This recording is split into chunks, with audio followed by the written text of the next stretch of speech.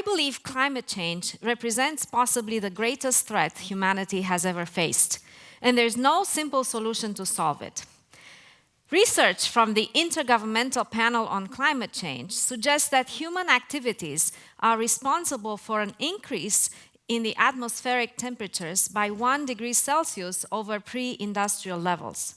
And the same group predicts an additional 1.5 degree increase between 2030 and 2052 if warming continues at the current rates. Now, these numbers should seriously worry us because according to UN climate change, we must keep warming levels to less than 2 degrees Celsius in order to avoid the worst case scenarios. Even at 1.5 degrees Celsius, we will see effects. We will see sea levels rising. We will see extreme temperatures in many parts of the world. We will see heavy rains in some parts of the world, and we will see drought in others. Climate change isn't going to happen. It is happening right now. In fact, we're not even talking about some distant future. This past July was the warmest month on the record. We turn on the TV and we see the Amazon jungle burning. We see the Borneo jungle burning. Climate change is happening right now. Now, as scientists, we have long sought to understand climate change and its causes.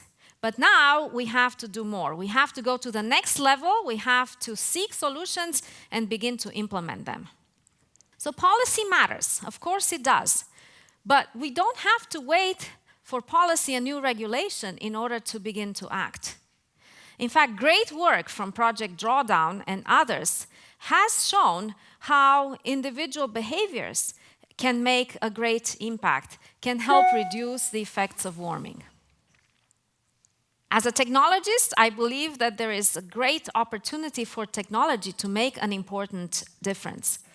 For example, new innovations can help slow down warming, perhaps through stopping deforestation or preserving biodiversity, or ensuring that there is enough food to go around and food is not wasted. But we can also go for the root causes. So for example, an industrial greenhouse in Zurich is pumping in carbon dioxide using the first commercially available direct air capture plant. And the carbon dioxide is helping to boost plant yields, while the entire process is sucking 900 tons of carbon dioxide from the atmosphere every year. 2 Harvard professors have devised a new system they call the artificial leaf. And the artificial leaf completes the process of making liquid fuel from sunlight, carbon dioxide, and water. And these research groups have achieved 10% efficiency using pure carbon dioxide. This is extraordinary. Now, these are 2 examples of technological innovations. And these examples are just the tip of a much, much bigger iceberg. Because research in climate change is happening in pockets all over the world. Silicon Valley-based Blue Planet is using a chemical process to suck carbon dioxide from the atmosphere, turn it into pellets, and incorporate these pellets into cement for construction. And 2 architects from London have invented an algae-filled curtain that, when draped over buildings, can purify the air.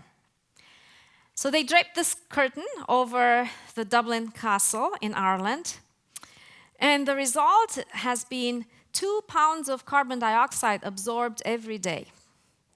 Now, if you think about it, it will take a lot of curtains and a lot of buildings to make a dent, to absorb enough carbon dioxide to impact global warming.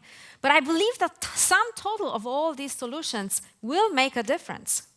If we, the scientific and engineering community, decide to apply our creativity, our energy, our resources in this area, I believe we will make a difference. I believe we will make progress. We will slow down warming, and we might even begin to reverse the effects of global warming. And we know that change can happen, because only a few decades ago, scientists discovered the hole in the ozone layer. But through global efforts to reduce the use of chlorofluorocarbons, we have made a difference. We have begun to reduce the trends. And in fact, recently, MIT scientists have discovered evidence that the ozone hole has shrunk by 400 million square kilometers. That is extraordinary. Now, I believe we can't wait for Siberia to thaw and release its methane trapped in the permafrost. And we can't wait for the islands of garbage to decimate our oceans. And we can't wait for unsustainable agriculture to destroy our rainforests. This damage is happening now, and we have to act with a sense of urgency. Skeptics might tell you that there is no way of reversing global warming, but then many have said we would never walk on the moon. So skepticism has never stopped scientists and engineers from doing the impossible. So I say, let's embrace the challenge. Our planet is a feedback system. Reducing carbon emissions is not enough to save the planet.